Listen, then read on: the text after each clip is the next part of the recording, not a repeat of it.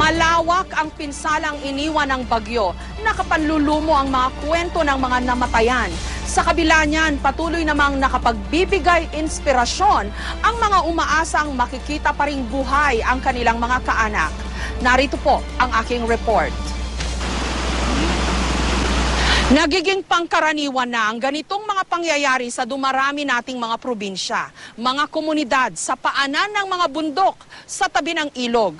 Pagdating ng bagyo at malakas na ulan, rumagasa ang tubig, dumausdos ang lupa. Ang sumunod, trahedya. Mga wasak na kabahayan at mga kabuhayan. Saan man pumaling ang kamera at paningin dito sa bayan ng New Bataan, mga bakas ng trahedya. Sa isang iglap, rumagasa ang tubig at lupa sa bayan. Tumabon at lumunod sa mga bahay at buhay.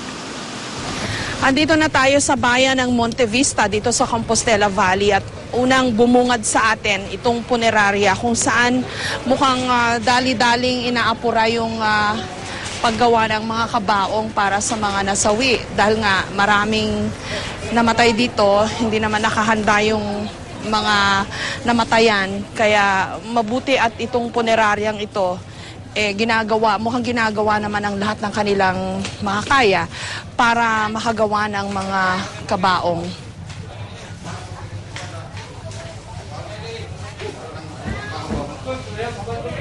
Mga malulungkot at tulalang mukha ang sumalubong sa amin dito. Apurahan ang pag-estima sa mga labi ng nasawi. Ang kanilang mga iniwan, walang magawa. Nagpapasalamat na lang at nahanap pa ang mga bangkay ng kanilang mga mahal sa buhay. Gayong halos 300 pa ang mga nawawala hanggang ngayon. Karamihan mga tiga-barangay Andap sa paanan ng bundok. Ano hong pagkakakilala nyo sa kanya para man lang humaalala siya ng mga kamag-anak nyo? Parang kapatid ko na rin. Parang kapatid nyo siya. Mabait ho siya? Mabait. Ilan pa ho ang namatay sa pamilya nyo, sir? 6 po. 6. Lahat ho ba nahanap na? Hindi, 2 lang. Anong pagkakaalala mo sa asawa mo?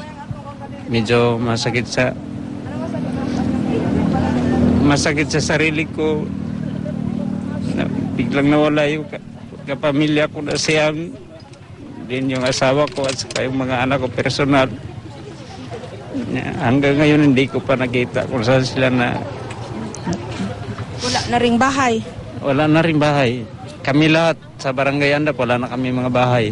Paano ho yan? Ano hong balak nyo ngayon? Ang masasabi ko lang, kahapon pang mga launan dito sa Pabiluna Funeral Homes at saka ngayong oras, ngayon pa sila nag-declare na ipakuha na ang patay ay bahong-baho na. Sino mga nawawalang kasama mo sa pamilya? Yung mama ko po. Mama? At saka yung kapatid ko na galing sa Surigao. Saka yung 2 anak niya, yung kapatid ko po na bahay, buntis pa po yun. Saka yung asawa ng magulang ko, at saka yung anak na ng bayaw ko, 2 po. Yung mga anak mo? Yung anak ko po, tangay lahat po, 2. Mapasaging mga bahay, mga nipahat.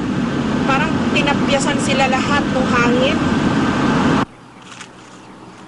Nasa bahaging ito ng Mindanao ang mga malalaking plantasyon ng prutas. Bibihira kasing dalawin ang mga ito ng bagyo. Pero nagbago yan sa nakalipas na 2 taon. 2011, dumating si Sendong at ngayong 2012, si Pablo naman. Sinira nito ang mga malalaking plantasyon ng prutas katulad nito. Malawak ang plantasyon ng saging dito sa Compostela Valley. Pero lahat ng mga puno rito, wiped out. Siguradong pilay ang kabuhayan ng mga tiga rito hanggang sa susunod na ani.